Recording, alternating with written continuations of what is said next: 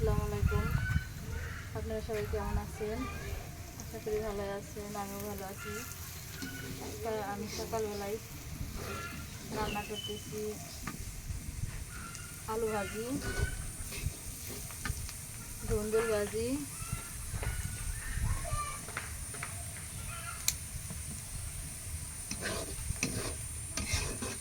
কি করেন তো লম্বা কি বুঝাই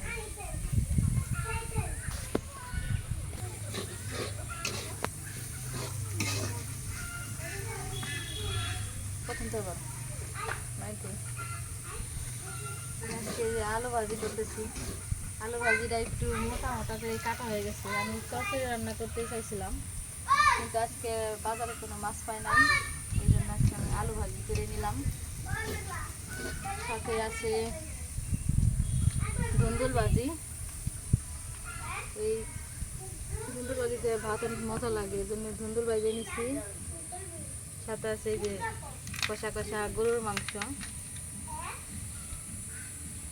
গরুর মাংস না থাকলে হয় ঈদের এই কয়দিন টাটকা টাটকা ফ্রিজের গরুর মাংস খাইতে খুবই ভালো লাগে, এই জন্য আমি গরুর মাংস রান্না করছি সাথে।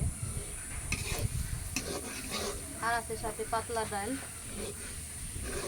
সেটা এই ভিডিওর সামনে আসনি নেই, কিন্তু ডালও আছে। অনেকদিন ধরে গরুর মাংস খাইতেছি, কোরবানির শুরুতে গরুর মাংস খাইতেছি। গরুর মাংস খাইতে খাইতে ভালো লাগতেছে না, এর জন্য আর কি আমি এইগুলো 2 আইটেম বানাইছি।